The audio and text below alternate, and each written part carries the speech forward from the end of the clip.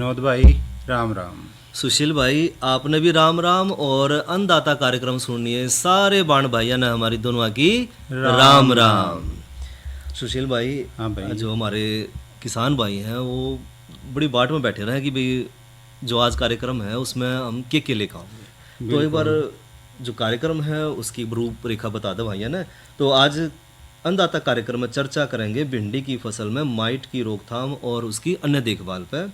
साथ ही जानकारी लेंगे भाइयों नई फसल नई उमंग के तहत कद्दू वर्गीय सब्जियों की देखभाल पे, और जानकारी लेंगे प्राकृतिक खेती में नीम पेस्ट बनाने की विधि और उसके उपाय पे, और साथ ही जो दूसरे समसायिक विषय हैं उन पे भी करेंगे चर्चा, और सुनाओगे भैया ने एक बढ़िया सी रागणी भी।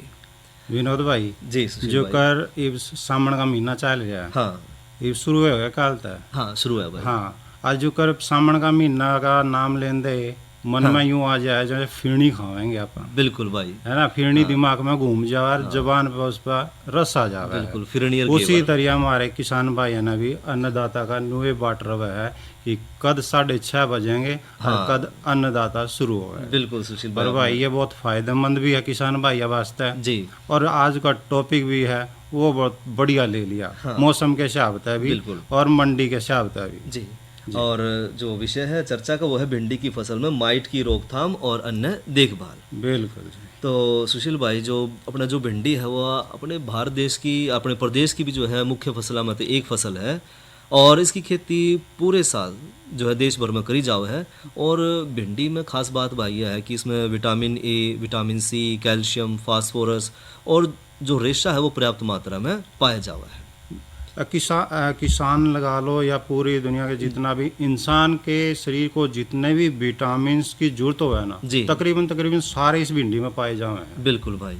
और किसान भाई ने जो अगर ज़्यादा बढ़िया उत्पादन लेना है, बेहतर गुणवत्ता वाला जो उत्पादन लेना है, तो उस खातर फसल की जो है समय समय पर हमने देखभाल करना भी बहुत जरूरी है। बिल्कुल। और भाई विनोद भाई हमें ये बताओ कि भिंडी में जो रोग लगा है माइट का, हाँ ये रोग के ऊपर पिछाड़ है किसान भाई। बिल्कुल भाई सुशील भाई, जो भिंडी है उसकी फसल में जो है वैसे तो कई तरह के कीट और रोग आए हैं, लेकिन जो माइट है वो सबसे ज़्यादा नुकसान पहुँचावे है। और साथ ही जो है समय पर किसान भाई जो है इसकी पहचान कर ले और इसकी रोकथाम कर ले, तो जो है किसान भाई जिस तरह कोई किसान भाई सांझे टाइम गेड़ा मारने चला गया खेत में, हाँ भाई उसने गेड़ा लाग दे, उसमें जब नजर पड़े तो कोई आसान सा कोई ऐसा हो कि वो पकड़ में आ जाओ किसान भाई के कि हाँ इसमें यू रोग आ लिया। बिल्कुल, यानी कि लक्षण जो है लक्षण बेरा लग जाए, लक्षण पता लग जाए। और सुशील भाई जो अगर मान लो किसान भाई ध्यान नहीं दे रहा है तो फसल में कम से कम 30 से 50% तक की नुकसान भी देखा जाए। तो आप बात कर रहे थे कि माइट जो है वो है कि तो माइट एक बड़ा छोटा सा सूक्ष्म कीट है जिसने जो है हम आमतौर पर अपनी आँखों तक नहीं देख पाते। अच्छा। और मुख्य रूप से इसका मतलब किसान भाई ने देख तो सकता नहीं, लेकिन जो फसल में उन्हें लक्षण दिखेंगे ना उससे पहचान पाओगे। ठीक, यानी कीड़ा नहीं दिखा। हाँ कीड़ा नहीं दिखेगा, लक्षण नजर आ जाए। बिल्कुल भाई जी। और मुख्य रूप से जो पत्ती है उसकी निचली सतह पर रहकर यो जो है उसका रस चूस है, और साथ ही साथ भाई जो है गर्म और जो शुष्क मौसम है उसमें तेजी तक बढ़ा है, यानी कि जो गर्मी का और जो शुष्क मौसम है उस खातर बढ़िया मौसम है। विनोद भाई फिर जिस तरह बारिश हो जावे, हाँ बारिश के तुरंत बाद गर्मैश आ जावे, हाँ बिल्कुल भाई, या उसमें ज्यादा पैदा हुए कीटाणु, हाँ यानी कि ये मौसम बढ़िया मौसम इन खातर नमी ज्यादा है हवा में और उमस है तो उसमें जो है बड़ी तेजी तक बढ़ा है। और इस माइट के लक्षण के क्यों है विनोद भाई? सुशील भाई जो है जो माइट है उसकी एक तो पिछाड़ी है कि जो पत्तियों पर छोटे छोटे पीले रंग के और सफ़ेद रंग के किसान भाई है ना धब्बे दिखाई देंगे। ठीक। साथ ही जो पत्ती है वह पीली होकर सूखने लग जाएंगी। अच्छा। और पत्तियों की जो निचली सतह है उसमें महीम कलर की जो है इसमें पीला दिखाई देना, जाड़ा सा दिखाई देना, छोटे छोटे सफेद से हो जावे, चित्ते से दिखाई देना, तो वैसा लगा जैसे कोई जाड़ा पड़ रहा हो। जी जी। और साथ में पौधे की जो है बढ़ोतरी जो है वो रुक जाए, साथ ही जो फूल और जो फल है वो कम बढ़ने शुरू हो जाए। हाँ यानी कि पूरी तरह तो वो पेड़ा कमजोर हो गया भाई, बिल्कुल सही बात है। और ज़्यादा प्रकोप होने पर जो है पूरा पौधा जो सूख कर खत्म हो जाए। जी।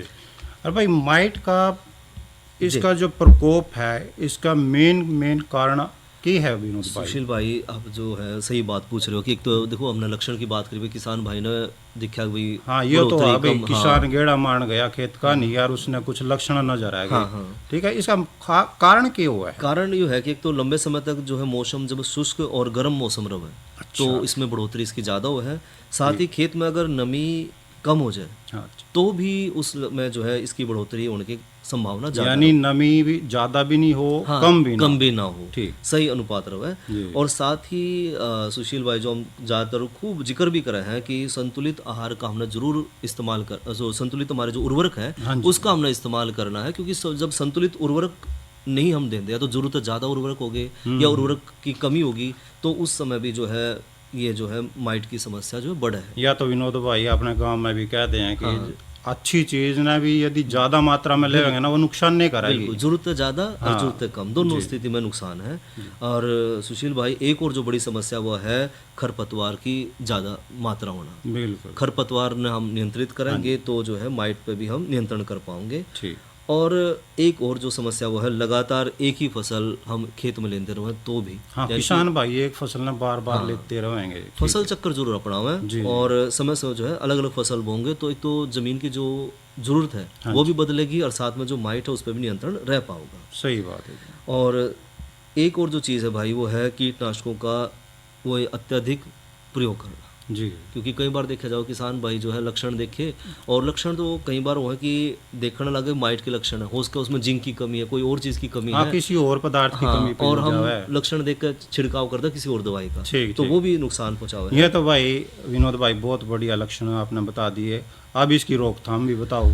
सुशील भाई जो माइट की जो समस्या है उसकी रोकथाम का तरह तो खेत में नियमित जो निगरानी हमने रखनी है, जो अब कह भी रहे थे कि भाई तड़के सांझ गेड़ा मार का किसान भाई और तो फसल में नजर पड़ जाए। बिल्कुल भाई, देख दे रहे टाइम टाइम पे। और खेत में जो है पर्याप्त नमी बना कर रखा है, यानी कि संतुलित ना ज़्यादा ना कम जी।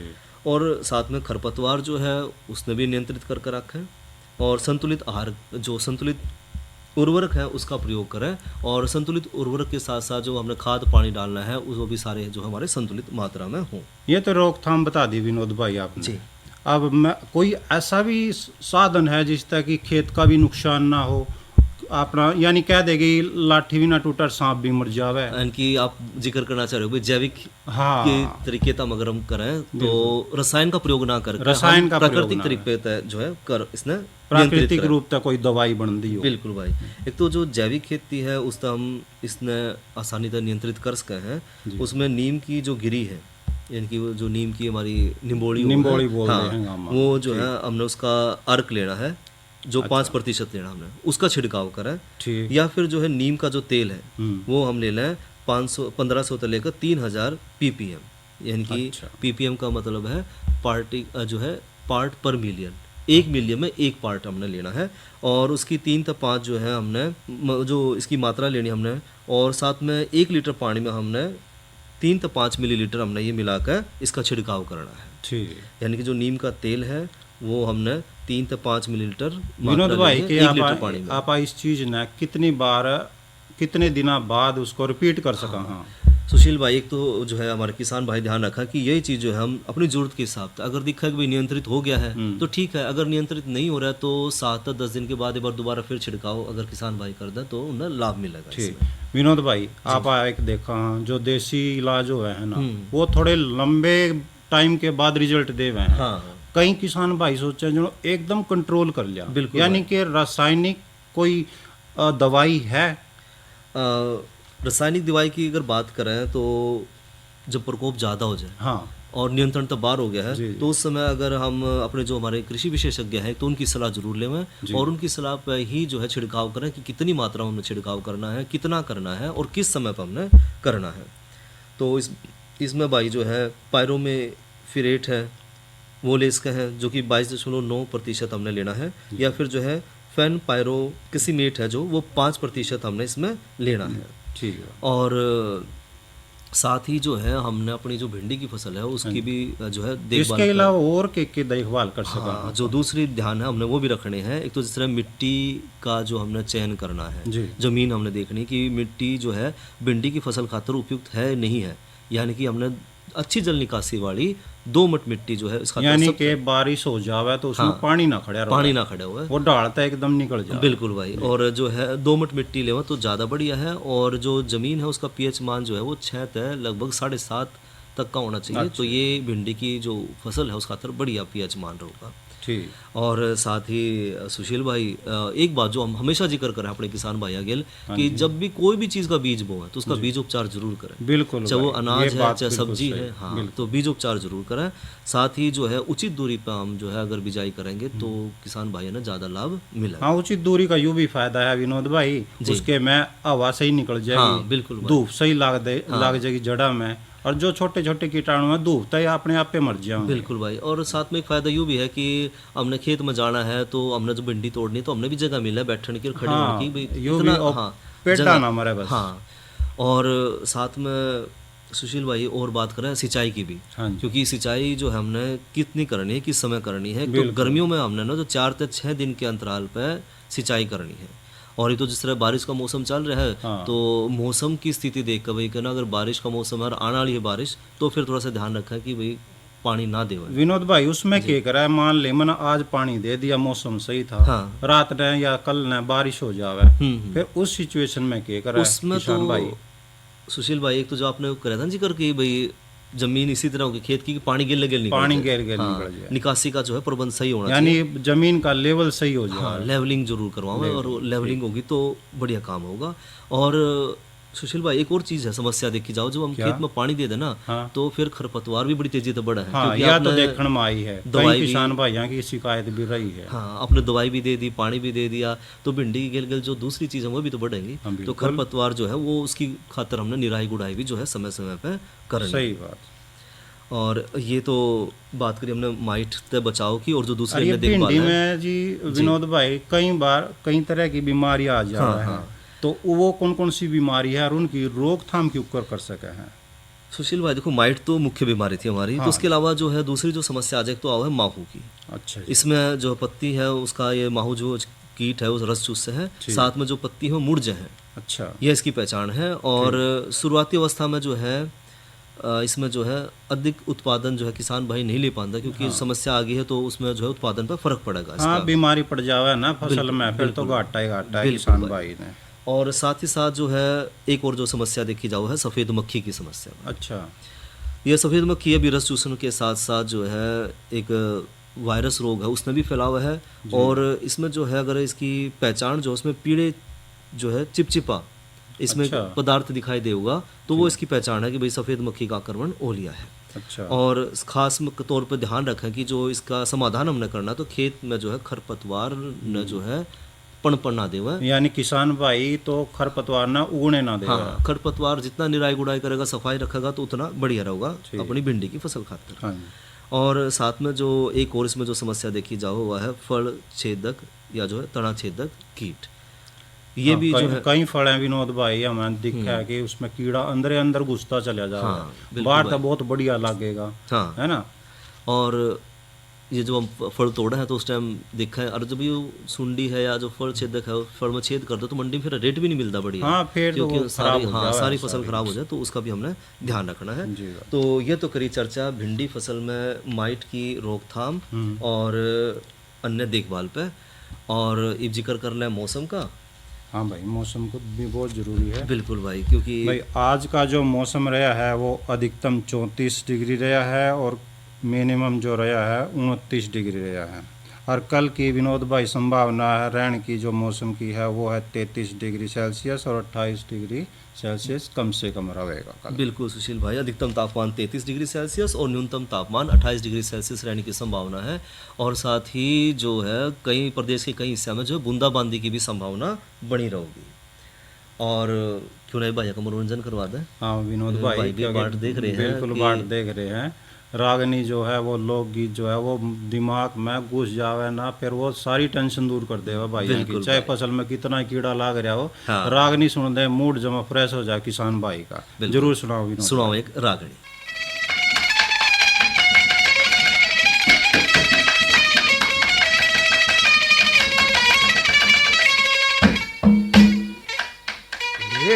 लेना एक न देना दो।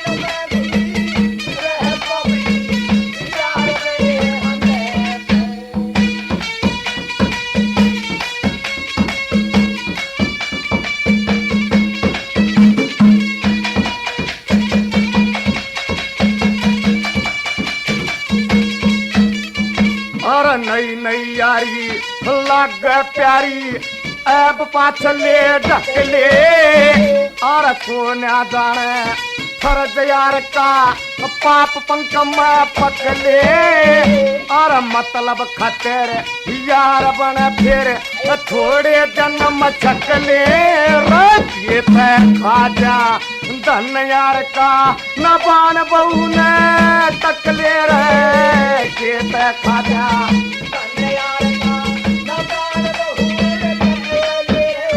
विश्वास घात कर प्यारे ते विश्वास घात कर प्यारे ते होशियार बने हंड सर यार मन में गुंडी रह पापी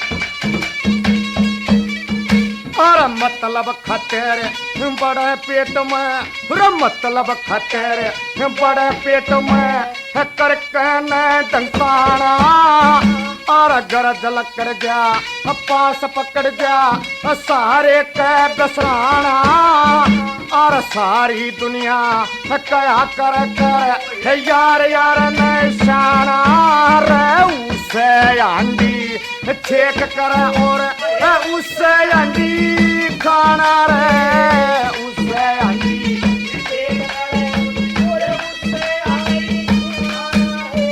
विश्वास घात कर प्यारे ते विश्वास घात कर प्यारे ते हिस्सेदार बने हंड सर और मन में गुंडी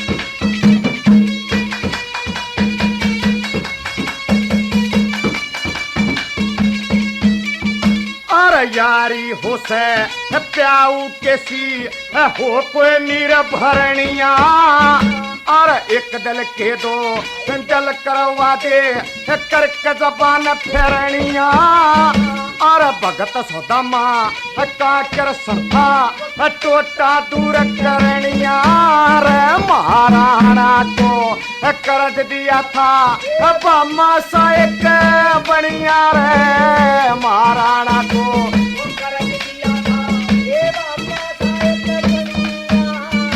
आज टोम धरा के कर्ज दे आज टोम साहूकार बने हंड सर मन में गुंडी रह पापी यार बने हंड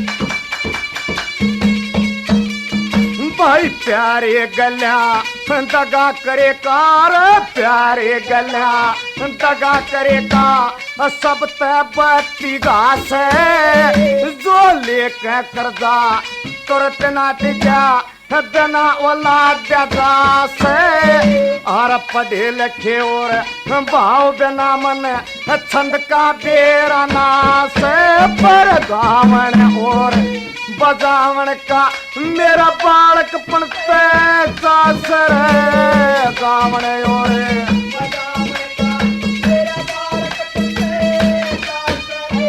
आज मेरे कैसे लक्ष्मी चंदी आज मेरे कैसे हजार बने हंद सर मन में गुंडी रह पापी यार बने हंद सर तेरा लेना एक मैं तेरा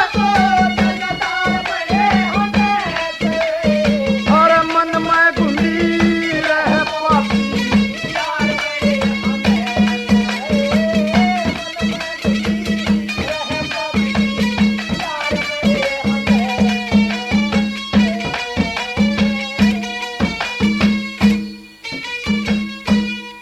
ये तो सुनी भाइयों ने रागणी और गायक कलाकार थे विक्रम फोगाट।